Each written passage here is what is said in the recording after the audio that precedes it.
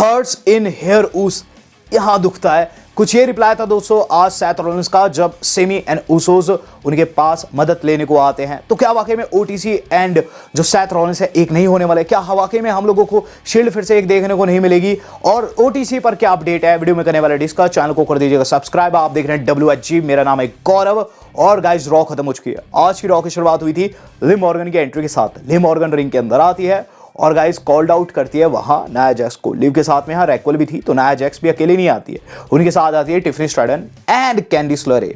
ये तीनों ज्वाइन करती है, इन दोनों को 5 हो जाती है ये रिंग में। और नाया जैक्स दोस्तों ये चीज कहती है she is okay with both of them, उन्हें प्रॉब्लम नहीं है रैक्वल से एंड लिव से। जिस पर वो कहती है कि उन्हें प्रॉब्लम है जेड एंड बियांका से। जेड एंड बियांका भी अकेली नहीं आती, वो आती है इयो स्काई नायोमी के साथ में। इक्वेशन बन जाती है 4-5 की। और गाइस ऐसे में लिव कहती है कि शायद तुम्हारा गणित खराब है और मैं तुमसे ज्यादा स्मार्ट हूं बियांका। वो कहती है देखो तुम पर तो सिर्फ 4 है, हम 5 है। थीम सॉन्ग प्ले हो गया रिया ब्लडी रिप्ली का। रिया रिप्ली दोस्तों मास्क लगाकर वहां रिटर्न करती है अपना। और गाइस तगड़ी ब्रॉल यहां हम लोगों को देखने को मिलती है इन 5 महिलाओं के बीच में। रिया रिप्ली रिंग में घुसते सार सिर्फ एक लाइन कही, वो कही वॉर गेम्स, और उसके बाद दोस्तों उन्होंने हेडबट कर दिया। गाइस क्या ही ब्रॉल थी इन 5 की, जिस पर दोस्तों फेस टीम इस ब्रॉल में रिंग में खड़ी नजर आती है। यानी कि ब्रॉल को तो जीत जाती है, लेकिन उसके बाद दोस्तों हम लोगों को पता चलता है डब्ल्यू वालों ने कंफर्म कर दिया है सर्वाइवर सीरीज में ये 5 versus 5 women's war games match. तो गाइस काफी तगड़ा मैच कंफर्म हो गया है और गाइस बहुत ज्यादा मजा अब वॉर गेम्स में आने वाला है। इसके बाद दोस्तों हमें क्लिप दिखाई जाती है फ्राइडे स्मैकडाउन की, जिसके अंदर ऑब्वियसली आप जानते हैं क्या हुआ था। उसके अंदर दोस्तों ब्रॉन्सन रीड ने ज्वाइन किया था और हमारे सोलो सिकागो को। तो यहाँ दोस्तों फिर हम लोगों को अगला सेगमेंट इन सभी का देखने को मिलने वाला था, लेकिन उससे पहले दोस्तों टेल ऑफ द टेप दिखाया जाता है दोस्तों सेथ एंड ब्रॉन्सन रीड का, और पता चलता है दोस्तों कि इनके स्टैट्स कितने क्रेजी है। देन दोस्तों Rey Mysterio and guys Zelina Vega की एंट्री होती है। अब गाइस इन दोनों का मैच हो रहा है हमारे अपने चैड एंड आईवी नाइल के खिलाफ। मुझे लगा मैच के अंदर रे नहीं जीतेंगे, रे दोस्तों इसके अंदर जीत गए। 619 लगा चैड को, 123। और उसके बाद दोस्तों यहां जीतकर रे तो निकल जाते, लेकिन गाइस चैड को गुस्सा आता है, अपने दोस्तों के ऊपर थप्पड़ मारकर गुस्सा उतारते हैं, वो भी बिल्कुल फायर्ड अप हो जाते हैं। सेगमेंट खत्म हो जाता है। फिन बैलर चुटकी काट रहे हैं दोस्तों लिव की, रैक्वल की कि उन्हें वहां पिटाई पड़ी, लेकिन उसके बाद वो कहते हैं कि वो बेटर कर सकते इससे। इसके बाद दोस्तों डॉम को भी फायर्ड अप करते हुए नजर आते हैं, लेकिन सार्कास्टिक वे में। द मेन टाइम दोस्तों द मिज हंसते हुए नजर आ रहे हैं, वो इस चीज की खुशी मना रहे हैं कि वाइट 6 का उन्होंने बेवकूफ बना दिया। और उनके साथ फाइनल टेस्टमेंट भी है, बैक स्टेज ये प्रोमो चल रहा है। इन द मेन टाइम दोस्तों फाइनल टेस्टमेंट के लीडर यानी कि कैरियन क्रॉस ये चीज कहते हैं कि अब कंट्रोल उनके हाथ में है। काइजर दोस्तों देखने को मिल रहे गंतर के साथ में, जहां दोस्तों गंतर कहते हैं कि आज से तुझे खुद की चीजें खुद पर करनी हुई, तुझे मेरा माइक बनने की जरूरत नहीं है। जिस पर दोस्तों काइजर को फ्यूचर के लिए बधाइयां देते हैं। और उसके बाद दोस्तों ये चीज भी पूछते हैं क्या काइजर उनमें पूरा विश्वास रखते हैं? काइजर कहते हैं हाँ मैं बिल्कुल रखता हूं। जिसके बाद गंथर खुद से सवाल करते हुए वहां देखते हैं कि डेमियन बैठा हुआ है और गाइस कोशिश करते हैं कि उन पर अटैक कर दे पीछे से जाकर, लेकिन उल्टा दोस्तों डेमियन ने किक कर दिया वहां गट पर गंथर के। और गंथर दोस्तों जो कि वहां स्टील पाइप पड़ा हुआ यूज करना चाहते थे वो भी उनसे छूट गया। और गाइस इस तरीके से सेगमेंट खत्म हुआ। तो वाकई में दोस्तों यहां गंथर को क्वेश्चन मार्क हो चुका है अपनी एबिलिटी पे।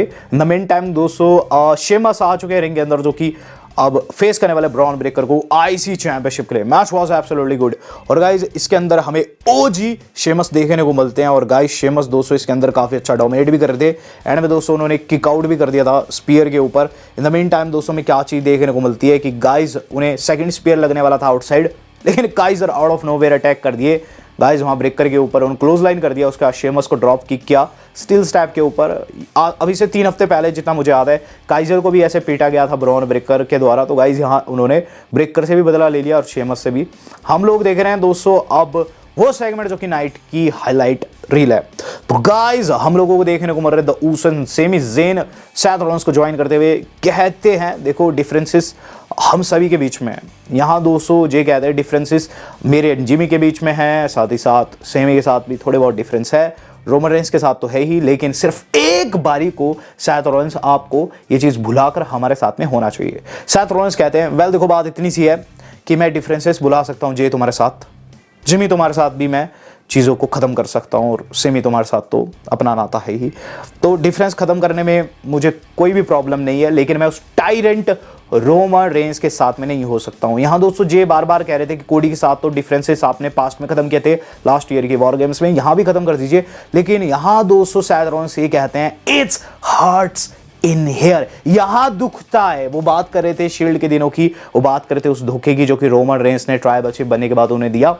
और गाइज यहां जो सैथ रॉलिंस साफ साफ ये चीज कह देते हैं कि वो टायरेंट रोमन रेंस के साथ में बिल्कुल भी नहीं होने वाले। वो नहीं चाहते कि फिर से वो पावर में आ जाए, और ऐसे में वो उन्हें शुभकामनाएं देते हुए फ्यूचर के लिए ये चीज कहते हैं कि मैं किसी भी हालात में तुम्हारे साथ नहीं होने वाला हूं।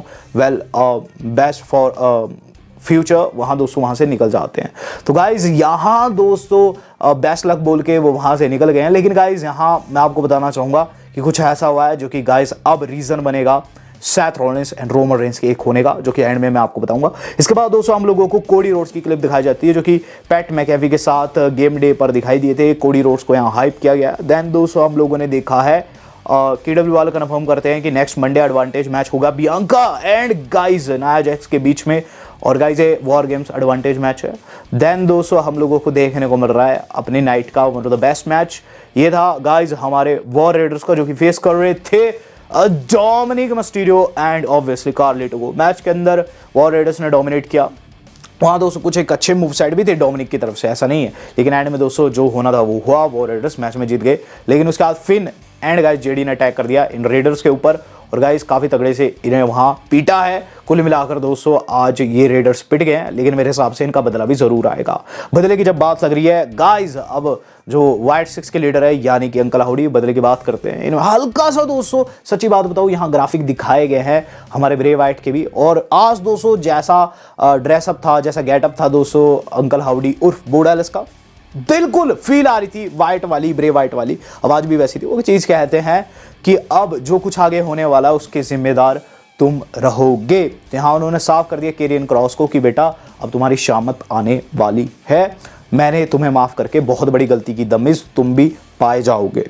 अब गाइस हम देख रहे हैं दोस्तों यहाँ हल्का सा hype up video from Lyra Valkyria, जिस पर हम ज़्यादा डिस्कशन नहीं करेंगे।